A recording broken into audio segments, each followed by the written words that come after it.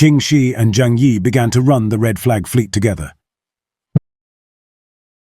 Ching Shi, or Zhang Shi, was a Chinese prostitute who became a powerful female pirate, controlling the infamous Red Flag Fleet. The fleet grew under her command with expanding reserves of loot and an organized system of business.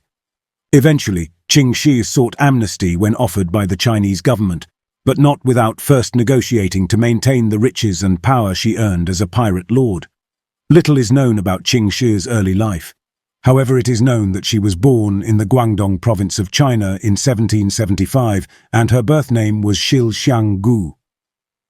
She became a prostitute who worked in a floating brothel in Canton.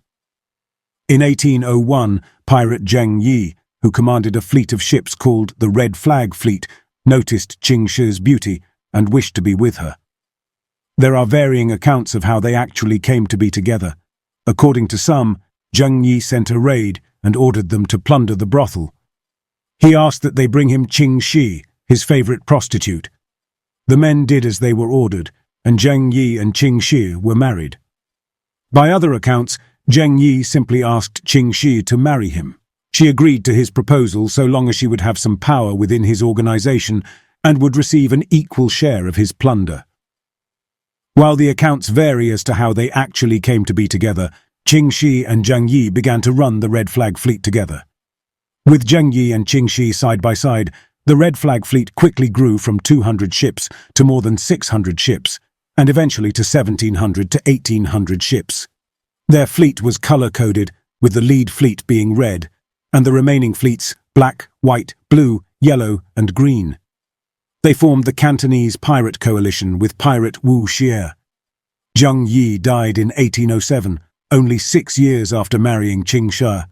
At the time of his death, the Red Flag Fleet included approximately 50,000 to 70,000 pirates.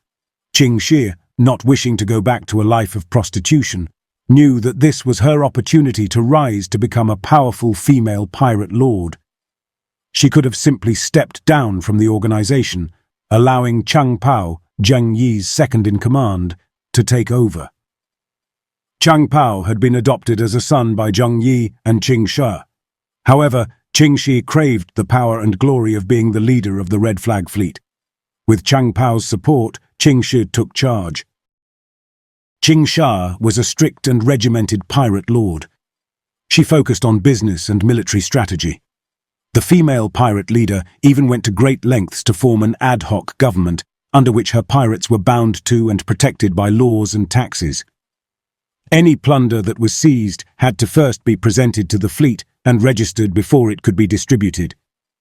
Whichever ship captured the loot was entitled to retain 20% of its value, while the remaining 80% was placed into the fleet's collective fund.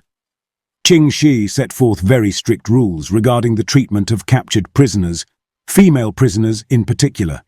Female captives who were considered to be ugly were released, unharmed. A pirate who wished to take a beautiful female captive as their wife was free to do so, but they were bound to be faithful and to care for her.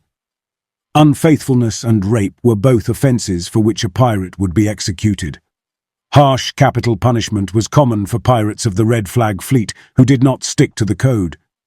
Deserters would be hunted down and their ears were cut off when they were captured. Other punishments included flogging, quartering, and clapping the offenders in irons. Ching Shi's fleet took leadership over many coastal villages, sometimes even imposing levies and taxes on the villages. These coastal villages stretched from Macau to Canton. Ching Shi was called the Terror of South China, and she would cruelly punish those who resisted her by nailing their feet to her ship's deck and beating them. Some claim that Ching Shi was an opium smuggler, while others claim that she stuck mainly to looting, robbing, and taxing the villages her pirates raided. Chinese, Portuguese, and British naval ships were all lost to Ching Shi's fleet. Because it appeared she could not be defeated, the Chinese offered amnesty to all pirates, hoping to eliminate the female pirates' reign over the seas.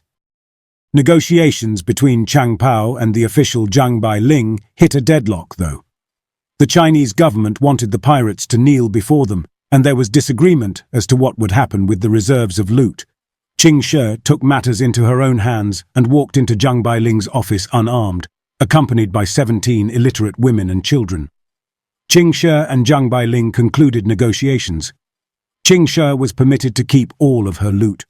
To settle the kneeling deadlock, Zhang Bailing agreed to witness the marriage of Ching Shi and Chang Pao, for which the two had to kneel before Zhang Bailing in thanks. At this point, Ching Shi ended her career as a pirate and had a son with Chang Pao. When Chang Pao died, Ching Shi returned to Canton and opened her own gambling house.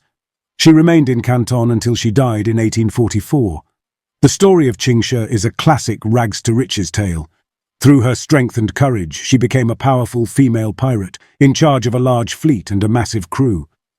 As time went on, she became more and more powerful, and her reserves of loot grew until she saw the opportunity for amnesty. Through tough negotiations, Ching Shi was able to walk away with everything she desired, and the amnesty she wanted too. You may be surprised to know that the story of Ching Shi became a children's book in 2018. That creation is the brainchild of author Sarah Brennan and cartoonist Harry Harrison, who have united to create the best-selling children's series Chinese Calendar Tales. The stories use each Chinese zodiac sign as a launching point into a story on some element of Chinese culture. The tale surrounding Ching Shi's life also involves a fictional sea dog named Desmond. Brennan told the South China Morning Post why she chose Ching Shi as a key character. Along the way, I wrote some articles about historical figures, and one of them was Ching Shi. I thought, what an amazing woman.